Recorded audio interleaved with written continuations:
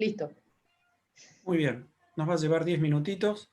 Con respecto a las fracturas de la base del quinto metatarsiano, es una de las lesiones más frecuentes del medio pie. Se da mucho en atletas, deporte de impacto. Tiene una incidencia en los Estados Unidos de prácticamente 2 personas cada 1000 habitantes por año. Con respecto a las clasificaciones, depende mucho de la localización anatómica, o sea, utilizamos más bien clasificaciones en base a la localización anatómica y siempre hay alguna controversia con respecto al tratamiento. Reparos anatómicos, para que ustedes tengan en cuenta la relación de la cola del quinto meta con el cuboides y el cuarto. Acuérdense que esto es móvil. La estiloides, con la inserción del peroné lateral corto y algunas expansiones de la fascia, bueno, la cabeza del quinto metatarsiano. Con respecto a la parte nutricional, sucede una cosa muy similar que en el escafoides carpiano. Todo lo que es la estiloide en sí misma tiene muy buena nutrición por lo que son las arterias periósticas y arterias metafisarias. El tema de este segmento, la unión metáfiso-diafisaria, como la arteria nutricia ingresa casi en la mitad de la diáfisis, cuando hace la división, las fracturas que entran en este sector rompen este vasito y dejan una zona avascular que va a ser la zona crítica que vamos a tener problemas y vamos a tener que saber que para solucionarla hay que hacer distintas cosas. El mecanismo de lesión es la aducción pura del tobillo, cuando el tobillo está neutro, o sea que se genera un momento de inversión pura. Eso genera la abulsión del fascículo lateral de la fascia plantar. Ahora, si yo hago una aducción del tobillo, pero en flexión plantar, sobre todo ahí el que tracciona es el peroné lateral corto, y después están los mecanismos por fuerza de distracción repetitiva, que son las lesiones por estrés. Pero lo más común, que un paciente que llegue con un dolor en la base del quinto, nosotros le digamos, ¿te torciste? Sí, doctor, me acabo de torcer. Ahora, el que me dice, no, no me torcí, pero me viene doliendo hace 6 meses, ya vamos a ver dónde tiene la lesión. La clínica, dolor, tumefacción, equimosis, impotencia funcional, disbasia. El hematoma clásico, que es un hematoma que puede tenerlo un esguince de tobillo, una fractura de peroné, una fractura de cuboides, una fractura del proceso lateral del astrágalo, un montón de lesiones. Radiografías, volvemos a lo mismo. Fíjense cómo se nota la fractura de la base del quinto en el frente, en el oblicuo y en el perfil. El tema de la tomografía y la resonancia lo pongo más chiquito porque es difícil que lleguemos a pedir estos estudios, excepto que el paciente tenga mucho dolor y no veamos nada y querramos descartar una fractura oculta. La clasificación de Lorenz y Bott es una clasificación dependiendo de la localización anatómica. Por eso hablábamos, y así es como yo lo aprendí, incluso lo aprendí en Barcelona, el doctor Viladot, él les llamaba fracturas avulsivas, fractura de Jones y fracturas por estrés. No le gustaba decirle zona 1, zona 2 o zona 3. Te decía, ¿es una avulsiva, es una Jones o es por estrés? Pero bueno, justamente coincide con esto de zona 1, zona 2 y zona 3, sobre todo por la vascularización. Principalmente las avulsivas son las que se dan en mayor cantidad y las más infrecuentes son las de la zona 3. El tratamiento es controvertido, es una pelea entre lo conservador y lo quirúrgico, pero bueno, nosotros teniendo en cuenta los reparos anatómicos y la vascularización, ya vamos a orientar una terapéutica. Con respecto a los objetivos, lo que nosotros buscamos es disminuir el tiempo de regreso a la actividad deportiva y disminuir el riesgo de complicaciones, como es el retardo, la no unión y la refractura. Entonces, aquellas fracturas que asientan en la zona 1 y son básicamente avulsivas, que es el modelo frecuente, tienen un buen aporte. Y yo en mi experiencia, y sobre todo lo que dice la literatura, les puedo contar 2 cosas. Primero, que son de buen pronóstico. Segundo, que casi siempre consolidan. Tercero, que a pesar de estar fracturado, vos al paciente le pedís que active el peroné lateral corto y lo activa perfectamente, porque muchas veces son avulsiones de los fascículos estos adicionales de la fascia plantar. Hay que hacer diagnóstico diferencial con el os peroneo, el os vesalium y demás, pero a veces esto se esclerosa, queda ahí, vamos a decir que no consolida, pero el peroneo lateral corto funciona perfecto y este fragmentito no se retrae.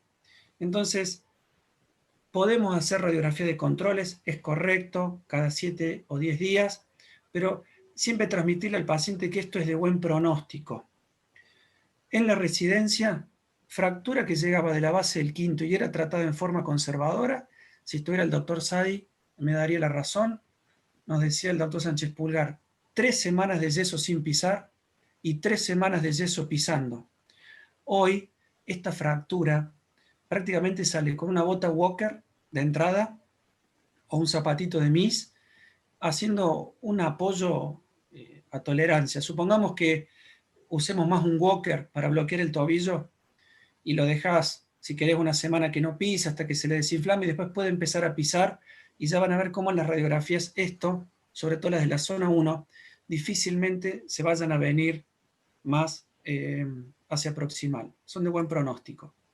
Entonces, reposo, hielo, vendaje, la bota Walker, tratamiento totalmente sintomático, la carga tolerancia, y es una fractura que cura en 6 a 8 semanas. Y cuando no cura, hace esta unión fibrosa, que a mí me encanta decir la palabra unión fibrosa, la Juli lo sabe, pero es verdad, hace una unión fibrosa y el paciente anda perfecto. Con respecto a la zona 2, no voy a hacer el reparo histórico porque todos lo conocen, se llama fractura de Jones. La fractura de Jones es la fractura que está en el sector de la base del quinto que se correlaciona con el sector articular de la base del cuarto. Está en la unión metáfiso-diafisaria, tiene pobre aporte sanguíneo, pero no tan pobre como la zona 3, y usualmente no están desplazadas, sino que es más como lo que estamos viendo. Yo creo que son fracturas que nosotros nos basamos mucho en el grado de actividad, tanto laboral como deportiva que tiene el paciente, también la edad.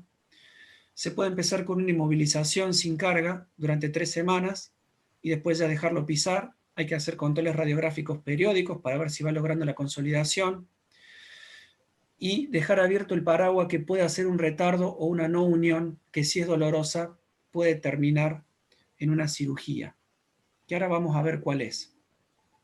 Yo tengo pacientes con fracturas de la zona 2 de los dos tipos, que han terminado estando perfecto y les sigo viendo el tracito y nunca pegó y hace la unión fibrosa, y otros que hemos terminado teniéndoles que hacer una cirugía.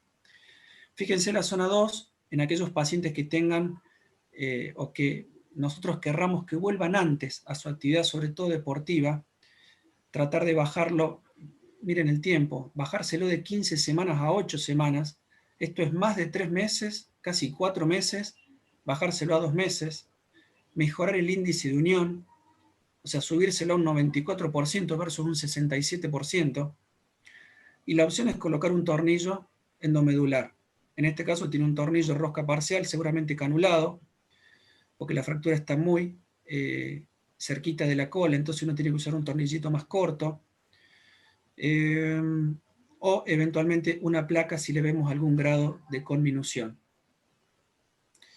Yo siempre le digo a la Juli que cuando uno pone un tornillo rosca parcial, pensando que esto va a comprimir, créanme que cuando uno tiene como la imagen anterior, esto vos ponés el tornillo y no comprime.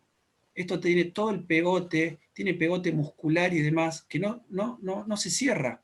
O sea, si yo realmente quiero que se coapte, tengo que meter una back y hacer un cierre a presión para después ponerle el tornillo. Es muy difícil que el tornillo, por más que tenga el efecto compresivo, me comprima. Fíjense entonces, en la zona 2, si elegimos un tornillo, es el método de elección sobre la placa. Nos gusta mucho colocar tornillos que sean canulados o macizos, sobre todo entre 4,5 y 6,5, hay que tratar de buscar lo más grande posible y lo más largo.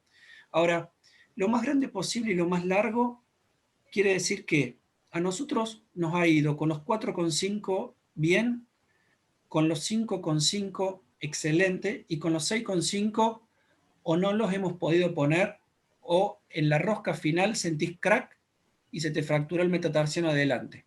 Entonces, si ustedes me preguntan, hoy, si bien la literatura habla de 4,5 a 6,5, tenemos en el mercado tornillos macizos o canulados de 5,5, rosca completa, que son realmente tornillos totalmente ideales para este tipo de situación. Con respecto a la zona 3, es la zona por estrés, ya estamos hablando bastante más a distal, diáfisis proximal, radiografía puede ser insuficiente, algunos piden taco-resonancia, tiene alto riesgo de retardo y no unión, por lo que hablamos. Entonces acá juega mucho otra clasificación que es la clasificación de TORG.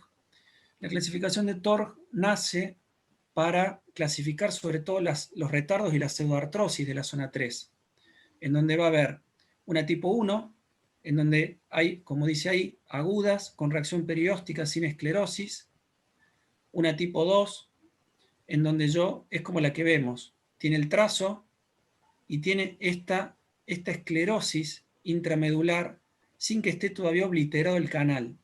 Y la tipo 3 es cuando no hay unión con obliteración del canal intramedular, realmente está cerrado para distal y está cerrado para proximal. Evidentemente esto no va a curar. Entonces, si no va a curar, lo mejor va a ser hacer un fresado percutáneo y la colocación de un dispositivo endomedular. Algunos también hablan de hacer una apertura del foco, un cureteado o tallar un sarcófago. Ese sarcófago que yo tallo lo retiro y de la cresta me traigo, o del calcaño, como injerto otro sarcófago nuevo y se lo coloco en ese lugar y le pongo una placa. Entonces, la zona 3, fijación con tornillos, disminuye el índice de no unión y retardo, puede usarse injerto óseo autólogo, si bien los beneficios tienen poca evidencia, por eso nosotros con el MATI siempre metemos la mecha y estimulamos más como si fueran los clavos endomedulares con el mismo fresado. Algunos hablan de las terapias de choque que inducen la neovascularización y la regeneración, pero nosotros no lo utilizamos. Y después el tema de la magnetoterapia también tiene poca evidencia. Les cuento una pequeña perla, ya que son las cosas que a veces no se dicen. La entrada la marcamos con el MATI siempre con una Halsted y es bien pegadito en donde está el quinto meta con el cuboides. Ahí tiene que ser donde yo inicie y no acá, sino ahí.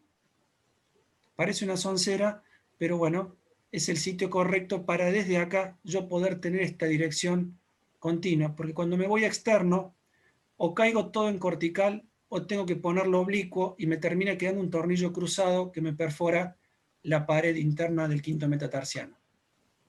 Como conclusión, para llevarnos a casa, son fracturas comunes en la población activa deportiva, alta demanda con resultados funcionales rápidos. La tipo 1 sería entonces el tratamiento conservador. La tipo 2, acorde al tipo de paciente, pero si lo operamos vamos a poner un tornillo. La tipo 3 se prefiere el tratamiento quirúrgico también con tornillo endomedular.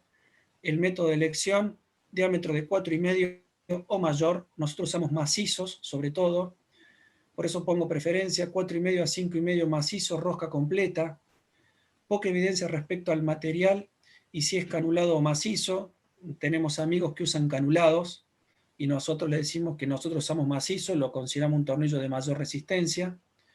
Poca evidencia que justifique el uso de injerto, por eso difícilmente hacemos la apertura, el estímulo y la colocación de un taco con forma rectangular, tipo sarcófago. Y lo del tema de las terapias alternativas lo vamos a dejar con signo de preguntas porque nosotros no lo usamos y tampoco hay evidencia.